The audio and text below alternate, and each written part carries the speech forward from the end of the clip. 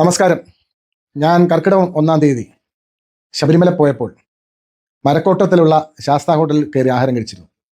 എനിക്ക് മോശം ആഹാരം തന്നതിനെ തുടർന്ന് ഞാൻ ആ വിവരം സോഷ്യൽ മീഡിയ വഴി പരസ്യം ചെയ്തിരുന്നു. ആ സംഭവത്തെ തുടർന്ന് ശബരിമല സ്പെഷ്യൽ കമ്മീഷണർ ആർ ജയർഷൻ ഉത്തരവിട്ട് ശബരിമല എക്സിക്യൂട്ടീവ് മജിസ്ട്രേറ്റ്, അതായത് തഹസീൽദാർ, ആ ഹോട്ടൽ റെയ്ഡ് ചെയ്ത് അഴുകിയതും പുഴുവരിച്ചതുമായ ആഹാര സാധനങ്ങൾ കണ്ടെത്തി. അത് അവിടുന്ന് ഞാൻ അറിഞ്ഞു. എനിക്ക് വളരെ സന്തോഷം തോന്നി. പക്ഷേ ആ സന്തോഷം അധികം നിലനിന്നില്ല. എക്സിക്യൂട്ടീവ് മജിസ്ട്രേറ്റ് 5000 രൂപ ഫൈൻ അടിച്ച് പ്രശ്നം തീർത്തു. എന്തൊരു ഭീകരമായിപ്പോയി. ഞാൻ വിചാരിച്ചു നടപടികൾ നന്നായി ഉണ്ടാകുമെന്ന്. യഥാർത്ഥത്തിൽ ഇങ്ങനൊരു സംഭവം ഉണ്ടായാൽ ആ ഹോട്ടൽ ഉടനടി അടച്ചുപൂട്ടണം. കൂടാതെ സാമ്പിൾ എടുക്കണം, അത് പരിശോധനയ്ക്ക് അയക്കണം. പിന്നീട് അത് food safety and standards act അനുസരിച്ച് കേസെടുക്കണം. കടയുടെ ലൈസൻസ് റദ്ദാക്കാനുള്ള നടപടികൾ സ്വീകരിക്കണം. ഇതൊന്നും സ്വീകരിച്ചില്ല. വെറും 5000 രൂപ ഫൈനിട്ട് ആ കടക്കാരൻ, ആ ഹോട്ടലുകാരൻ യഥേഷ്ടം പിന്നെയും പഴയ സാധനങ്ങൾ കൊടുക്കാൻ അനുവദിച്ചു. സ്പെഷ്യൽ കമ്മീഷണർ ഉത്തരവ് പ്രകാരമാണ് തഹസീൽദാർ പോയത്. സ്പെഷ്യൽ കമ്മീഷണർക്ക് ഒന്നും ചെയ്യാൻ പറ്റത്തില്ല. അദ്ദേഹം ഒരു ഹൈക്കോടതിയുടെ കാഴ്ചക്കാരൻ മാത്രമാണ്. എന്നാൽ അദ്ദേഹം ഹൈക്കോടതിക്ക് ഈ വിവരം റിപ്പോർട്ട് ചെയ്യും എന്നാണ് അറിയുന്നത്. അദ്ദേഹം റിപ്പോർട്ട് ചെയ്യും. അദ്ദേഹത്തിന് അത് മടിയുള്ള ആളല്ല, ഭയമുള്ള ആളല്ല. തഹസീൽദാർ എന്തുകൊണ്ട് ഇങ്ങനെ ചെയ്തു? സ്വാധീനത്തിൽ വഴങ്ങി ചെയ്തുവെന്നേ പറയാൻ പറ്റൂ. അതുപോലെ സ്വാധീനമുള്ള ആൾക്കാരാണ് ഈ ഹോട്ടൽ മാഫിയ സംഘമാണ്. കോടാനുകോടി രൂപ ഇൻവെസ്റ്റ് ചെയ്ത് അവിടെ ഹോട്ടലെടുത്ത് അതിൽ നിന്നും കൊള്ളലാഭം ഉണ്ടാക്കുവാൻ വേണ്ടി ഇറങ്ങിത്തിരിച്ചിരിക്കുന്ന മാഫിയാക്കളാണ് അവർ. അവർക്ക് സർക്കാരിലും ഉദ്യോഗസ്ഥരുടെ ഇടയിലും മേലുദ്യോഗസ്ഥരുടെ ഇടയിലും അധികാരവർഗ്ഗങ്ങളിലും ഒക്കെ നല്ല സ്വാധീനമുണ്ട്. അവിടെ നമുക്ക് തുണ ശബരിമല സ്പെഷ്യൽ കമ്മീഷനും അയ്യപ്പനും മാത്രമാണ്. എന്തായാലും ഒരു നിയോഗം പോലെ എനിക്ക് ഈ അനുഭവം ഉണ്ടാവുകയും ഞാനത് പരസ്യം ചെയ്യുകയും ചെയ്തത് ഒരു നിമിത്തമായിട്ടാണ് എനിക്ക് തോന്നുന്നത്. ഇതിനെതിരെ എനിക്ക് കഴിയാവുന്ന കാര്യങ്ങളൊക്കെ ഞാൻ ചെയ്യും.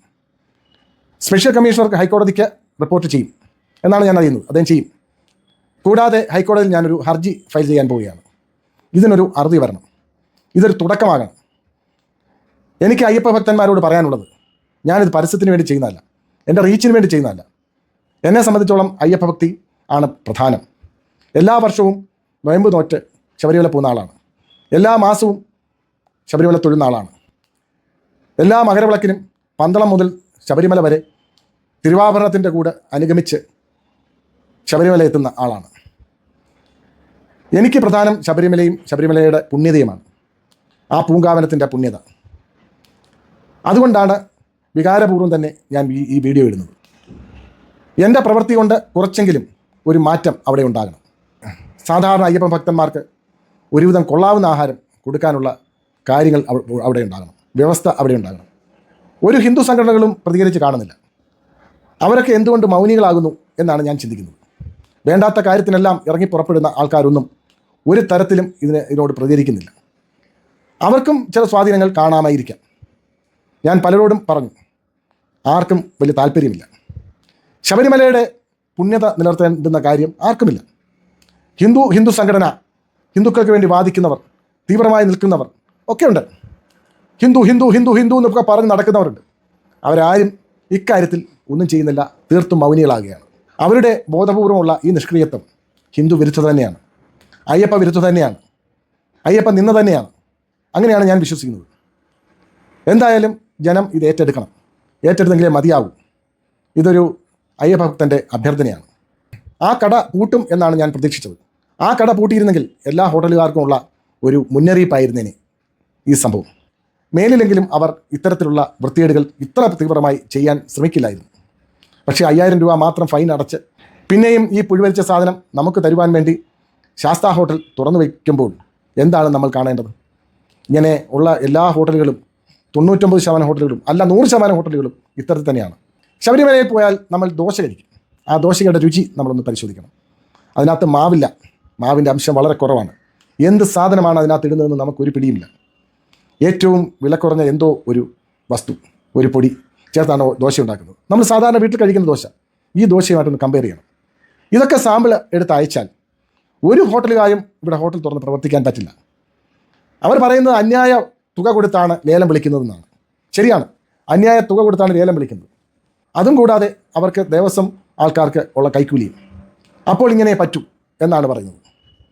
പക്ഷേ ഇതൊന്നും അയ്യപ്പഭക്തന്മാരുടെ വിഷയമല്ല. അയ്യപ്പഭക്തന്മാർ ഇതൊന്നും നോക്കേണ്ടുന്ന കാര്യമില്ല. നമുക്ക് ചെയ്യാൻ പറ്റുന്നത് ഇതിനെതിരെ പരാതി കൊടുക്കുക, ഇതിനെതിരെ പ്രതികരിക്കുക, ഇത് ചൂണ്ടിക്കാണിക്കുക, നിരന്തരമുള്ള ഒരു പ്രവർത്തനമായി മാറണം. സ്വാമി ശരണം. ഇത്ര മാത്രമേ എനിക്ക് പറയാനുള്ളൂ. ഇനിയും ജനം ഏറ്റെടുക്കട്ടെ. ഹിന്ദു സംഘടനകൾ ആരെങ്കിലുമൊക്കെ ഉണ്ടെങ്കിൽ അവരും ഏറ്റെടുക്കാൻ ഞാൻ അവരോട് അഭ്യർത്ഥിക്കുന്നു, യാചിക്കുന്നു. അവർ ഏറ്റെടുക്കത്തില്ല എന്നുള്ളത് വസ്തുതയാണ്. കാരണം ഈ മാഫിയാക്കളുമൊക്കെ ആയിട്ട് പലർക്കും ബന്ധമുണ്ട്. ചിലർക്കൊക്കെ പൈസയും കിട്ടും. കാശാണല്ലോ എല്ലാത്തിനും പ്രധാനം. ദീപസ്തംഭം മഹാശ്ചര്യം. നമുക്കും കിട്ടണം പണം. അയ്യപ്പനെ വിറ്റാലും വേണ്ടില്ല, സ്വർണം വിറ്റാലും വേണ്ടില്ല, എന്ത് കള്ളക്കച്ചവടം നടത്തിയാലും വേണ്ടില്ല. എല്ലാത്തിൻ്റെയും പേരിൽ ഞെളിഞ്ഞു നിൽക്കാം. ഇവിടെ ഓരോ ജംഗ്ഷനിലും അയ്യപ്പക്കഞ്ഞി ഉണ്ടാക്കുന്നുണ്ട്. എന്തിനാണ് ഈ അയ്യപ്പക്കഞ്ഞി? അയ്യപ്പക്കഞ്ഞിയുടെ കാര്യം എന്താണ്? അയ്യപ്പക്കഞ്ഞി ആർക്ക് വേണ്ടിയുള്ളതാണ്? അയ്യപ്പന്മാർക്ക് വേണ്ടിയുള്ളതാണ്. അയ്യപ്പക്കഞ്ഞി ശബരിമലയിൽ കൊടുക്കാനുള്ള നടപടികൾക്ക് വേണ്ടി പരിശ്രമിക്കണം. അല്ലാതെ നമ്മുടെ ഓരോ ഗ്രാമത്തിലും അയ്യപ്പക്കഞ്ഞി നമ്മൾ ഉണ്ടാക്കുന്നു, നമ്മൾ കഴിക്കുന്നു. വൈകിട്ട് ബാറ്റുകാരെയൊക്കെ അടിച്ചിട്ട് വന്നിട്ട് അയ്യപ്പക്കഞ്ഞി കഴിക്കുന്നു. ഈ അയ്യപ്പക്കഞ്ഞി എന്ന് പറയുന്നത് ഒരു അർത്ഥവുമില്ലാത്ത സംഗതിയാണ്.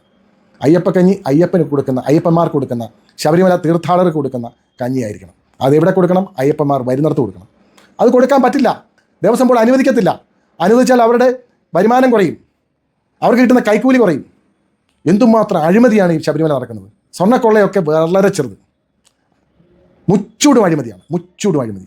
അയ്യപ്പ വിഗ്രഹം പോലും ഒറിജിനലാണോ എന്ന് പറയാൻ സാധിക്കില്ല. അത്രയ്ക്ക് മോശമായ നടപടികളാണ് അവിടെ ചെയ്യുന്നത്. അവിടുത്തെ വൃത്തിഹീനത, ഒട്ടും വൃത്തിയില്ല. ശബരിമലയിൽ നിന്ന് വരുന്ന അഴുക്ക് വെള്ളം പമ്പയാറ്റിലേക്കാണ് ഒഴുക്കി വിടുന്നത്. കക്കൂസ് മാലിന്യം പമ്പയാറ്റിലേക്കാണ് ഒഴുക്കി വിടുന്നത്. ഇതൊന്നും ശ്രദ്ധിക്കാൻ ആരുമില്ല. പമ്പയാറ്റിലെ വെള്ളം മലിനമായാൽ അതിന് താഴേക്കുള്ള മൊത്തം ജനങ്ങളും കുടിക്കാനും കുളിക്കാനും ഉപയോഗിക്കുന്ന വെള്ളമാണ് അത്. ഈ കക്കൂസ് മാലിന്യങ്ങളും ഓടവെള്ളവും എല്ലാം നിറഞ്ഞ പമ്പയാണ് നമുക്ക് കാണാൻ കഴിയുന്നത്. ഇതൊക്കെ ശുദ്ധീകരിച്ചും അല്ലെങ്കിൽ ഇതിനൊക്കെ ഓരോ നടപടികൾ ഉണ്ടാക്കാൻ വലിയ പാടൊന്നുമില്ല. കോടാനുകോടി വരുമാനം കിട്ടുന്ന ക്ഷേത്രമാണ്. ഈ ക്ഷേത്രത്തിലെ ഒരംശം ചെലവാക്കിയാൽ ശബരിമല വൃത്തിയുള്ളതാക്കാം, ശബരിമലയിൽ നല്ല ഭക്ഷണം കൊടുക്കാം, എല്ലാം ബിസിനസ്സാകും. ശബരിമല ഒരു വ്യവസായ കേന്ദ്രമാണ്. ശബരിമല അയ്യപ്പനെ മുൻനിർത്തി ഉള്ള കച്ചവടമാണ് നടക്കുന്നത്. അവിടെ ഭക്തിയില്ല, അവിടെ ധർമ്മമില്ല, അവിടെ നീതിയില്ല, അവിടെ ന്യായമില്ല. ഇത് പറയുമ്പോൾ യഥാർത്ഥത്തിൽ എനിക്ക് വികാരം വരുന്നു, എന്നെ കണ്ണു നിറഞ്ഞു. സത്യം.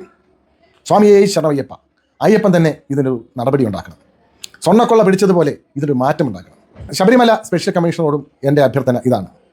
അവിടെ കൈക്കൂലി കൈപ്പറ്റാത്ത 2 പേരേ ഉള്ളൂ. ഒന്ന് അയ്യപ്പനും സ്പെഷ്യൽ കമ്മീഷണറും. സ്പെഷ്യൽ കമ്മീഷണറെ എനിക്ക് നേരിട്ടറിയാം.